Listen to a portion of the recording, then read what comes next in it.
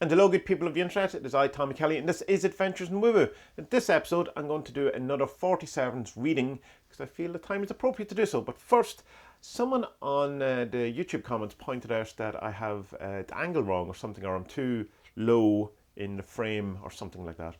I was always told that to do these kind of vlog things you should have the camera above you pointing down, which is what I always kind of do because it gives you a nice shadow under and gives you definition and stuff, but I don't know.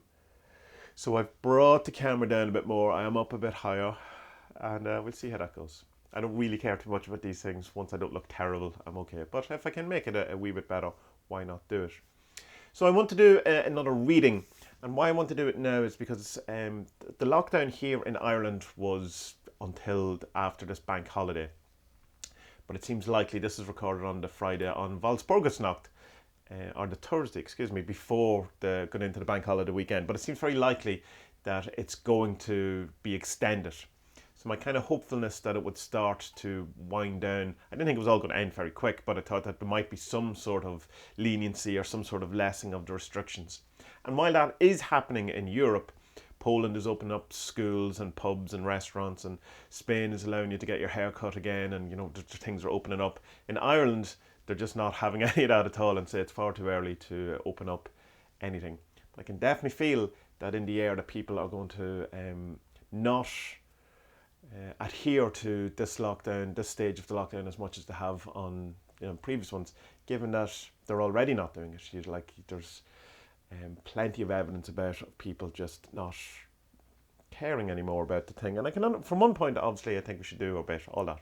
But another point, I do see that people need contact, and they need social interaction, and they need people, and they need touch, and we know all of these things from a psychological point of view, and that we have to be aware that while it's important to reduce everyone's kind of exposure to this virus, we also have to take into consideration people's mental health and all of these things. So I'm glad I'm not making a decision around this or whatever.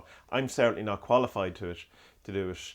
And I'm leaving it to the people who are qualified and are much more expert, in the hope that they know what they're on about and know what they're doing, which, they may or may not. But anyway, we'll get into the reading, because what we can do is get a bit of advice from the eaters, or from the 40 servants, on what we should do. I'm mostly going to do this as a reading from me, what I should do, because that's kind of the best approach, I think, for it. Because I don't want to be telling anyone else what to do or giving advice in anyone's life situation, because it is so disparate and so different, and everyone is having a very different experience. And what's happening in America is different from what's happening in Sweden, which is what's different from happening in Spain, what's different from happening in Australia. So this is just going to be a reading about what is relevant to me and what I should be aware of and what I should be doing and thinking about and understanding. But it may be relevant to other people too. But take it all with a grain of salt, and just take it as advice from a friend, but not as the word of God. Okay. So, the librarian. So this would suggest then that this is, I could use this time to get more into a kind of understanding things, or getting knowledge together. And for me, one of the things that I've been putting off around the comic, what I'm doing, is this kind of idea of, I wanted to set up the whole landscape, in a sense, or the town that this is set up in, within Unreal Engine. So I have to learn Unreal Engine. And it's not that hard for what I want to do. I'm not really getting into the game kind of element. Unreal Engine is a game engine, how to make games, 3D games and stuff like that. But you can just use it for architecture as well, which some people do quite well. Inyo Asano uses it for his references for his comic, Dead Demons, Destruction. So that would say the librarian is a call to me to actually do that and focus on that and get the acquisition of the knowledge that is needed for the next kind of thing, and use this time for learning, because I can't really, although it could be, it's saying like that, because what I'm saying is I don't really think it would be a call to do more reading or to more general kind of knowledge acquisition, because that is something I do normally anyway. But maybe there's continue in doing this, continue in learning. But the first thing that came to me was the Unreal Engine thing, because it is something I've been kind of avoiding, and I'm not sure why I'm kind of avoiding it, because it's something I think would be fun as well. But anyway, so the librarian, it might make more sense as the more cards that come up. Card 2, The gatekeeper. Okay. So the gatekeeper is getting into places that you normally aren't have access to, or like opening of the gates, or allowing you into places, new areas, new opportunities. Kind of like a road opening in a sense, but it's more, I think, hidden things.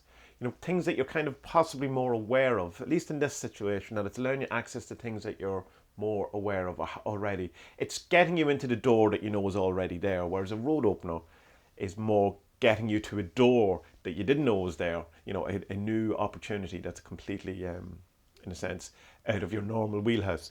So the gatekeeper in this seems that there's an access to something that I wouldn't normally have access to, or I haven't previously been able to access, and that door is now open.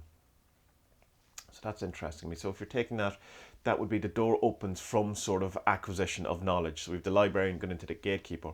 So this kind of movement from new knowledge opens some sort of new avenue, or some sort of will unlock something within that I need or want to be unlocked. So number 3, the opposer. So this would suggest that by unlocking this, there's going to be some sort of challenge, or some sort of test, or some sort of pushback for having done that. And I think I know what this is referring to. At the minute, I'm reading a book called Pronoia.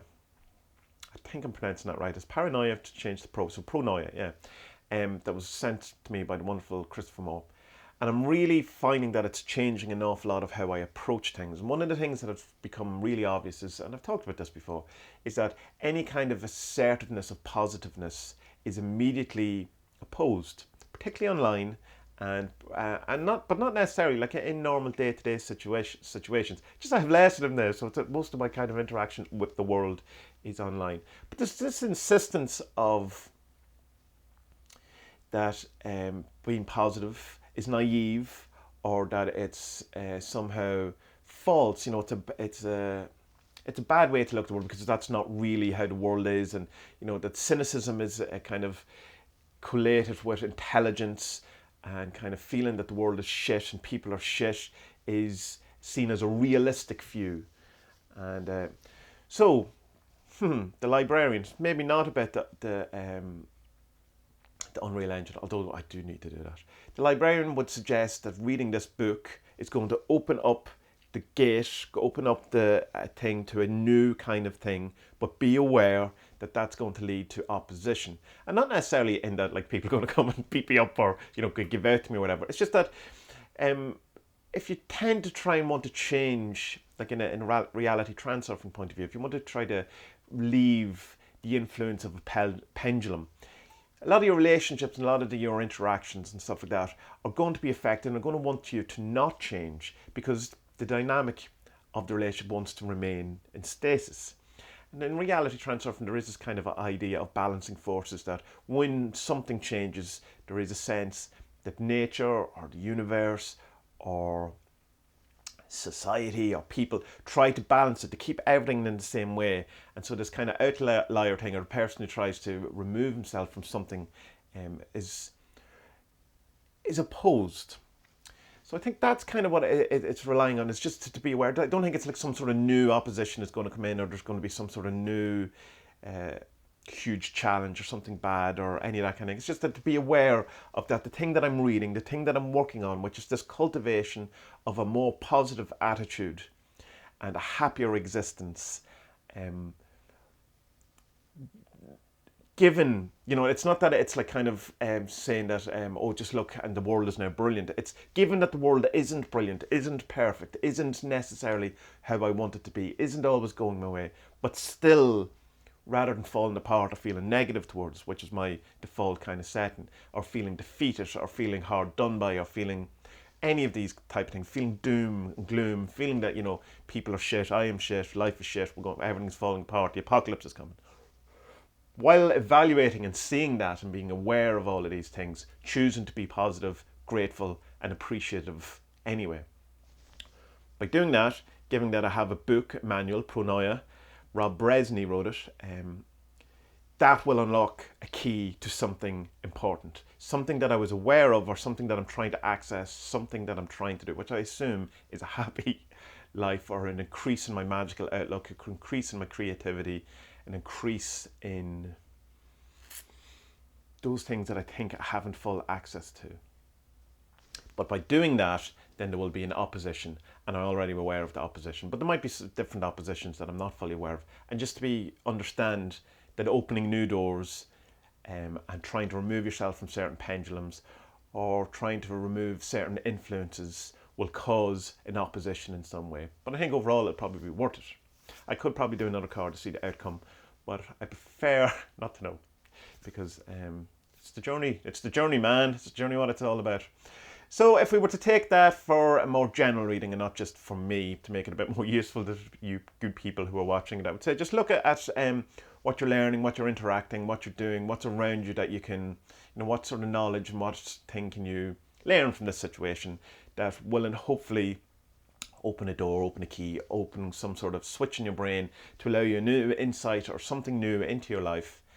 And be aware that just because doing something new will necessitate opposition or some sort of pushback from the world, it's still worth doing. And in a way, once you see the opposition, know that you're on the right way. You're on the right road.